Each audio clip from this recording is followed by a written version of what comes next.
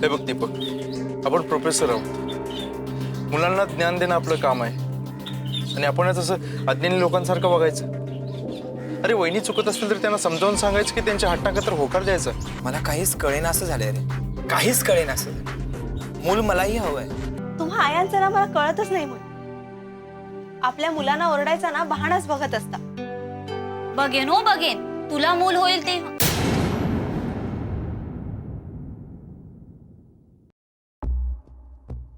नमस्कार. आपल्या आवडत्या क्राईम या मालिकेत मी पंकज विष्णू तुम्हा सगळ्यांचं स्वागत करतो.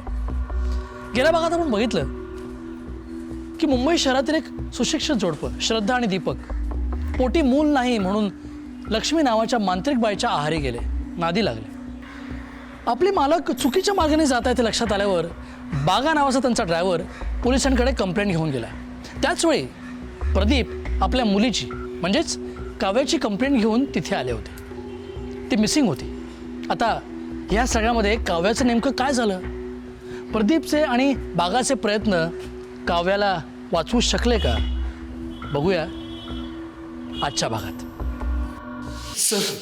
सर माझी मुलगी हरवली सर. एक मिनिट, तुम्ही शांत व्हा. तुम्ही नीट सांगाल का काय झालं ते? हो बाबा, येस सर. त्यांचं मला लिहून घ्या. सांगा. सर, मी प्रदीप नाईक, मी कॉलेज रोडवर राहतो. मी प्राध्यापक आहे. माझी मुलगी काव्या सकाळी खेळायला म्हणून खाली गेली, ती परत आलीच नाही. आम्ही पूर्ण सोसायटी शोधली, आजूबाजूच्या ओळखींच्याकडे गेलो, पण तिकडेही कुठे सापडली नाही ती. माझी मुलगी हरवली आहे सर. किती वर्षाची ती? 6 वर्षाची आहे ती. 6 वर्षाची. साहेब, मला भीती वेगळीच वाटते. कोणती? आजकाल मुलींवर ओढवणारे वाईट प्रसंग किती ऐकायला मिळतात. तसंच काही माझ्या मुलीच्या वाट्याला यायला नको. प्राध्यापक साहेब, आपण शोध घेऊया तिचा. बाबा, हा फोटो सगळ्या पोलीस चौकींना पाठवण्याची व्यवस्था करा. कंट्रोल रूमला सांगा हिचं वर्णन सगळीकडे पोचवा. हो सर. थोडी जरी मिळती जुळती मुलगी सापडली किंवा दिसली तरी मला इन्फॉर्म करा. Yes sir. पवार, ही मुलगी आपल्याला लवकरात लवकर शोधून काढायची आहे, कळलं? Yes sir. चला पवार, कामाला लागा. हो. प्रदीपजी, सर, आपण तुमच्या सोसायटीत जाऊया. परत तुमचं घर आणि परिसर पाहायचा. चला. घेतला वसा टाकता येणार नाही. नाहीतर कालचाच गोंधळ बरा होता म्हणायची वेळ येईल. मी चुकले. मला धीर धरवत नाही म्हणून मी बोलून गेले. पण मला मूल हवंय. हो, मला मूल हवंय स्वतःच. तुम्ही सांगाल ते मी करी. हो प्रोफेसर. हा अहो काही बोला की तुम्ही बी. हो मी तयार आहे. फक्त काही वाईट साईड तर करावं लागणार नाही ना? या लक्ष्मीने आजपत्र कोणाचं वाईट केलेलं नाहीये. केलं समजायचं चांगलंच केलं. हो मग ठीक आहे, मी तयार आहे. काय करायचंय? आधी शुद्धीकरण करावं लागल. तुमच्या अवतीभोवती जे काय वंगाळ वाईट साईट आहे ते समज धुवून काढावं लागल. आणि आता मी जे सांगते ते आधी करायचं. काय ऐका.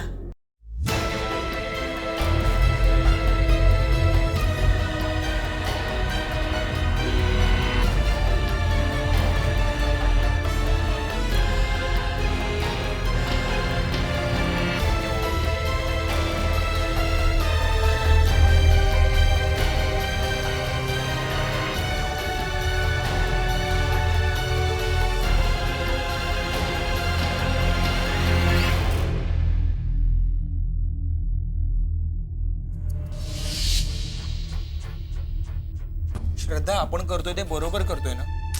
झालं का तुमचं पुन्हा सुरू? परत एकदा विचार करून बघ श्रद्धा. अहो आता विचार करायची वेळ नाहीये, कृती करायची वेळ आली आता.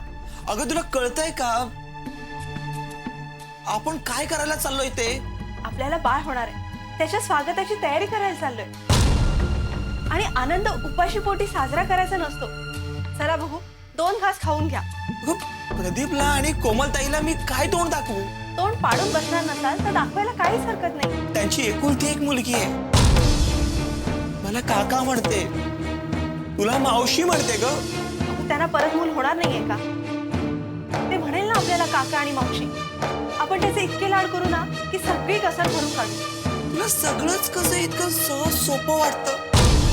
अपराधीपणाची भावना तुला त्रास देत नाही? मला कुठलीच भावना त्रास देत नाही. मला एकाच गोष्टीचा त्रास होतो की मला मूल होत नाहीये.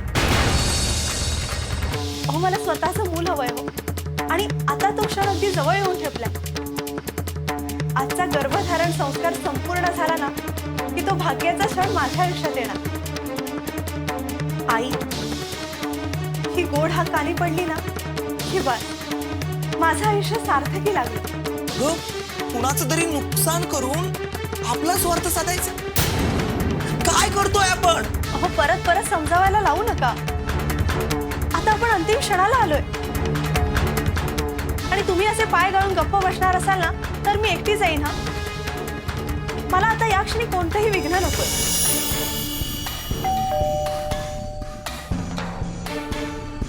आता यावेळेस कोण आलं हे बघा. तुम्ही तिला उचला आणि पलंगाखाली नेऊन ठेवा आणि वर बेडशीट सोडा. श्रद्धा अगं अहो असे घाबरून जाऊ नका. मी सांगितलं तसं करा बघू. मला वाटतं तिला शोधायला कोमलच आली असणार.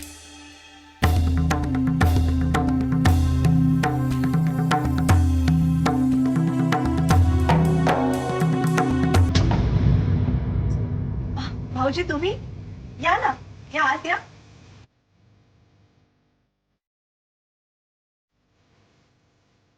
अहो बाहेर या ना, भाऊजी आले. भाऊजी काव्या सापडली का हो? नाही, तुमच्याकडे आली होती का? आमच्याकडे आली असते तर आम्ही नाही का सांगितलं असं तुम्हाला? तुम्ही कुठे बाहेर निघालात का? हो, जेवून जरा बाहेर जाणार होतो. कुठे? कुठे?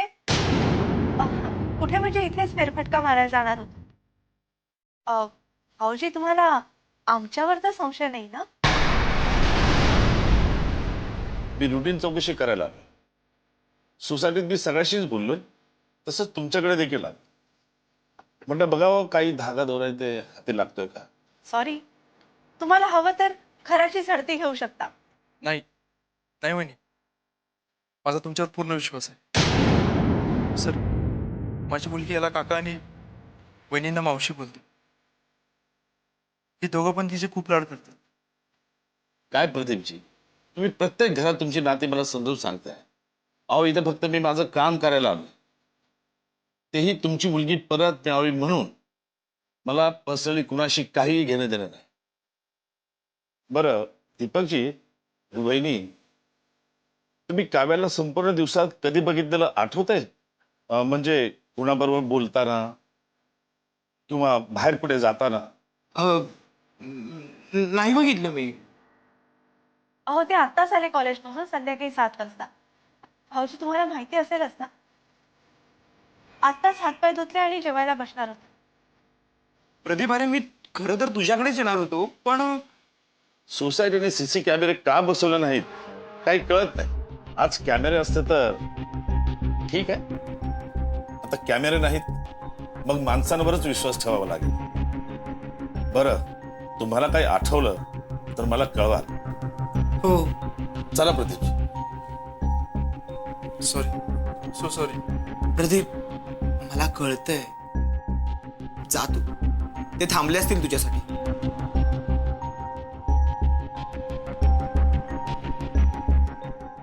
तुम्ही केवढे घाबरला होतात, तोंडातून एक शब्दही धड बाहेर पडत नव्हता. अगं प्रदीपची अवस्था बघितलीस का? ऐक माझं, काव्याला सोडून देऊया आणि जेलमध्ये जाऊया. अहो तुमचं डोकं काम करेल असं झालंय का? अहो, काव्याला जर शुद्ध आली आणि तिने जर सांगितलं की मी तिला बागेत खेळत असताना घरी आणलं आणि खायला दिलं आणि नंतर तिला झोप लागली, तर अगं सांगू दे ना. हद्द झाली बाई आता तुमची. अहो, आताच इन्स्पेक्टर घरी आले तेव्हा आपणच त्यांना नाही का सांगितलं आपल्याला काहीच माहिती नाहीये म्हणून? आणि त्यांना कळलं की मी तिला गुंगीचं औषध दिलंय म्हणजे मुलाची अपेक्षा सोडाच, जेलची हवा आपल्या पदरी येईल. अगं आपण जे केलंय त्याचं फळ. आता ते फळ तोडायला कोण जाणार आहे? तुम्ही का मी? अहो, त्या ड्रायव्हरलाही मी संध्याकाळची सुट्टी दिली आहे. आता पोलिसांमध्ये कोण खबर देणार आहे सांगा बघू. तुम्ही काही काळजी करू नका, मी आहे ना.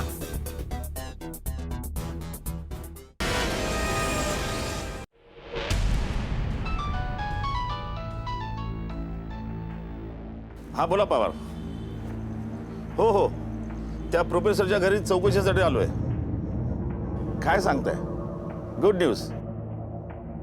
बरं, आणखी काय माहिती मिळते का बघा. बरं, हा भागा कुठे राहतो? समतानगर. ठीक आहे ठीक आहे. काय झालं सर? नाही, पवार म्हणाले संध्याकाळी ह्या प्रोफेसरचा ड्रायव्हर पोलीस स्टेशनला आला होता आणि तो सांगत होता की त्याचा मालक काहीतरी अंधश्रद्धेच्या मागे लागलाय म्हणून. एक मिनिट सर, असं होऊ शकतं, कारण मागे त्याने माझ्याजवळ असाच काहीचा उल्लेख केला होता. काय सांगताय? अहो, तुम्ही हे आम्हाला आधी का नाही सांगितलं? आपला तपास आणखीन सोपा झाला असता. हो ना हो प्रदीपजी, पाणी हितेच मुरतंय पाणी. सर मग चला ना, आताच्यात आपण घराची झडती घेऊ. नाही, आत्ताच त्यांच्याकडे जाऊन आल्यामुळे सावध झाले असतील ते. इतक्यात काही चूक करणार नाहीत ते. आधी भाग्याला गाठू, नंतर त्या प्रोफेसरला रंगे हात पकडू. जातोय कुठे? चला.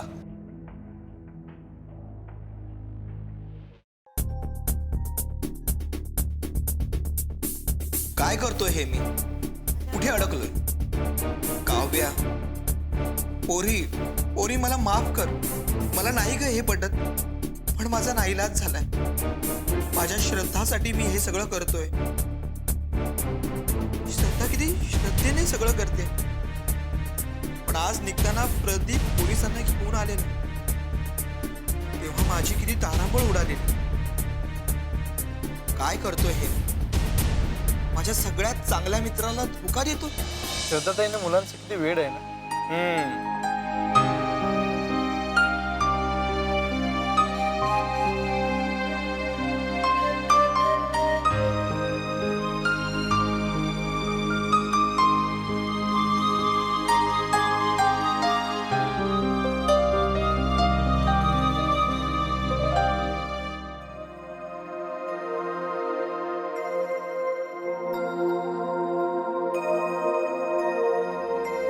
मला आता मूल व्हायला हवं.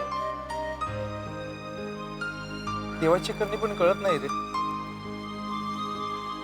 तो असा काय नाही करतो? ज्याचं एक वेळ पोट भरायची ऐपत नसते त्यांना 4-4, 5-5 मुलं असतात.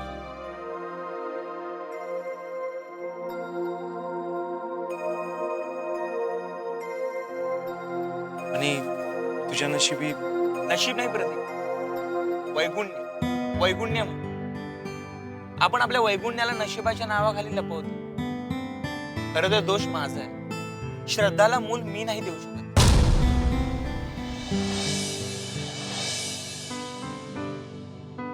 श्रद्धाताईंना मी श्रद्धाला कित्येकदा बोल, पण तिला खात्री आहे की एक ना एक दिवस आम्हाला मूल होईल. श्रद्धाताईंच्या याच विश्वासामुळे तुझ्या अंगणी फुलं फुलतीलही. वेडी आशा मी बाळगत नाही. मला फॅक्ट करायला आवडतात आणि फॅक्ट हीच आहे की मी श्रद्धाला मूल देऊ शकत नाही. मी एक काम करतो, मी आणि कोमल अजून एक चान्स घेतो आणि होणारं मूल तुला दत्तक देतो. प्रदीप, मस्करी करत नाही. मागे श्रद्धाताईच कोमलला म्हणाली की काव्या दत्तक देतीस का म्हणून, पण त्यावेळी कोमल हडबडून गेली होती. नंतर कोमलने हाच प्रस्ताव माझ्यासमोर ठेवला. फक्त श्रद्धाताईला ते कसं शेअर करायचं हेच कळत नव्हतं. पण आता विषय निघाला म्हणून बोललो. तू खरंच विचार करून सांग. तुझ्यासारखा मित्र मिळणं खरंच भाग्याचं असतं. हे मी पण बोलू शकतो. पण तुला माहित आहे, माझाही यात एक फायदा आहे. फायदा?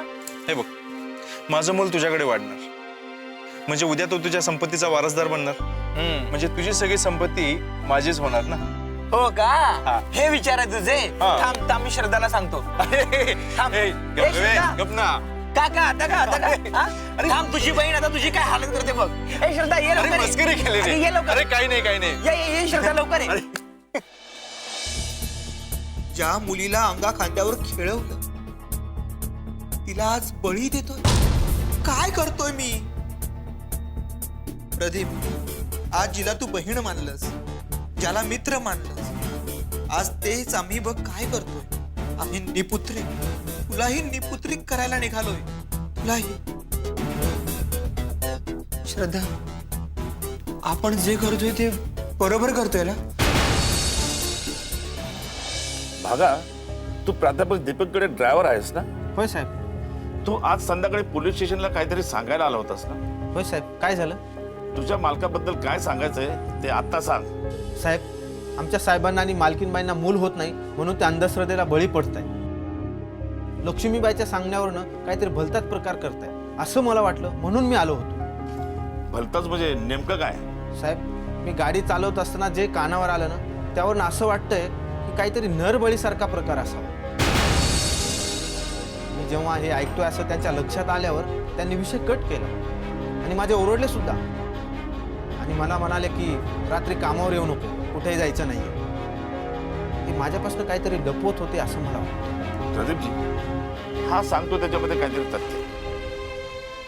मी तुम्हाला खात्रीने सांगतो, नरबळी सारख्या प्रकारासाठी हा प्रोफेसर आणि त्याची बायको ह्या दोघांनी काव्याला गायब केलेला असावा.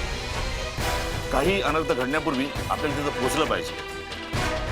सर, माझ्या काव्याला काही होणार तर नाही ना? प्रदीपजी, तुम्ही काळजी करू नका. अजून ते लक्ष्मीबाईकडे गेलेले नाही.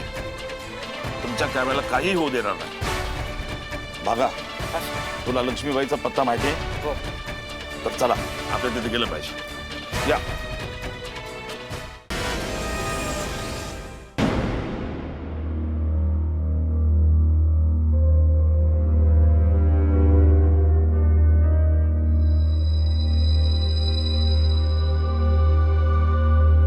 नाही, श्रद्धा, श्रद्धा, आपल्याला मूल नाही झालं तरी चालेल, पण मी हे असं होऊ देणार नाही. अहो, आता आपण माघार नाही घेऊ शकत. आपण बरेच पुढे आलोय. अगं वेडेपणा सोड बाई. अगं एका जीवासाठी दुसऱ्या जीवाचा बळी नाही घेऊ शकत आपण. पुरे झाली तुझी किटीर पिटीर.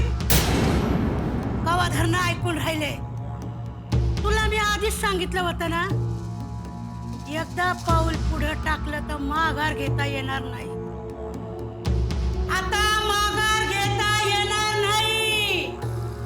लक्ष्मीबाई, काय झालं माझ्या काळाला? काय नाही, थोडंसं गुंगीचं औषध दिलंय. मला इथला पत्ता कसा गावला? पोलीस स्टेशनला चल, तुझ्या सगळ्या प्रश्नाची उत्तरं तिथे देतो.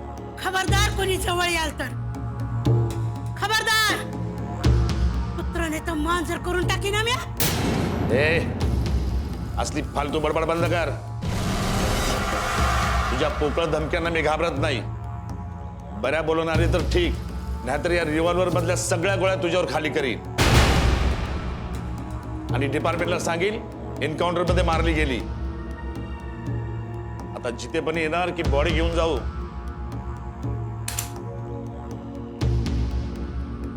काय प्राध्यापक साहेब, मला आश्चर्य तुमचं वाटतं.